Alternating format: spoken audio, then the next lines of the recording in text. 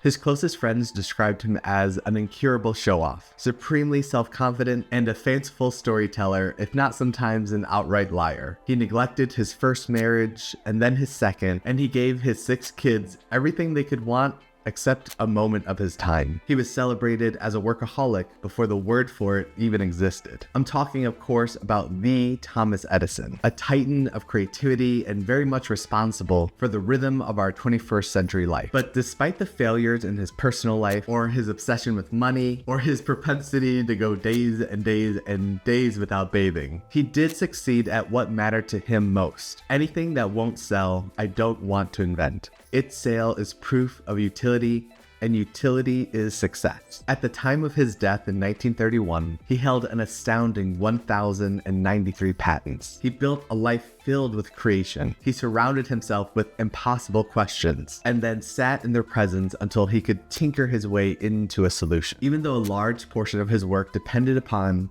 the inventions of unknown and often uncredited men and women, he was a force of creative power, without which we would not have the world we do today. Edison's success is best summarized by his very Instagrammable quote: "Genius is 1% inspiration and 99% perspiration." His secret was not one of intelligence. He did not have a magic ball that granted him insight into the future of mankind. No, his path was messier than that, fraught with dead ends, waste, and a laboratory littered with the remains of thousands of failed attempts. Yet it is precisely in his mess that we can find our way, because Edison's path is a model for us all. Thomas experimented, and that is why he won. What makes something an experiment? Tim Ferriss built his career by engaging in public experiments related to improving one's financial, physical, and mental health. Cal Newport has helped readers experiment their way into more satisfying careers. But trying something just to see what happens is not an experiment, says Dr. Helmenstein, a biomedical consultant and writer. Experiments are meant to be more systematic. The thought that goes into one before, during, and after is what makes the information gathered so valuable. Dr. Helmenstein lays out the 6 criteria she uses when creating an experiment: make observations, formulate a hypothesis, design and conduct an experiment to test the hypothesis, evaluate the results, and finally accept or reject the hypothesis, then if necessary, make a new one. Doubt is the answer. Mark Manson writes about the linear curve most people ascribe to in his article, Why the Best Things in Life Are All Backwards. In this piece, he discusses the relationship between effort and reward, and the fallacy that a 1-to-1 ratio between them exists. We think that working twice as long will produce twice the results. Linear relationships only exist for mindless, rote, repetitive tasks: driving a car,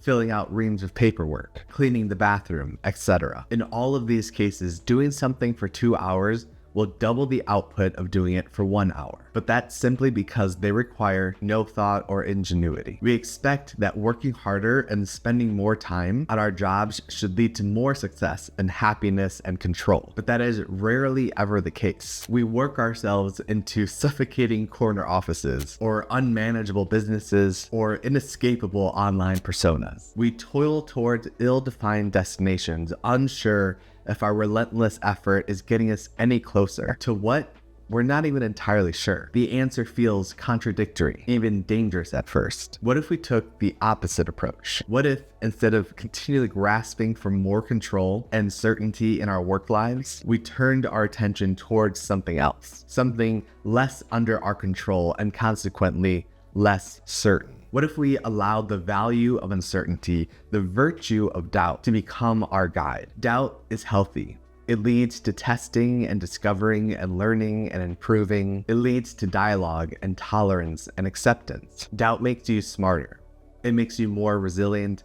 And if done correctly, it should make you more curious. Experiments can only exist where doubt is present. A hypothesis at its core is a risk in the direction of uncertainty. The experimenter believes something else is possible and puts their time and resources to work to prove whether or not their idea is correct, whether or not their doubt is valid. Every career should be an experiment. We know the name Thomas Edison because he made it a daily habit of leaning into uncertainty. He discovered learned, and built, not because he knew what would work, but precisely because he didn't. At times, the best things we can do for our careers and our lives is to choose the unsure option, to lean into that which may not work. We forget that uncertainty precedes all discovery. Maybe we feel stuck in our options, or bored at our job, or frustrated with our creative work because we've squeezed all of the uncertainty out of it, and therefore circumcised the opportunity for discovery. Furthermore, the entanglement between our careers and our lives is complete. It's not a coincidence that one of the first questions people ask is, what do you do? We understand that that question alone determines so much about a person, where they live, how they spend their time, and the type of people they spend their lives with. A life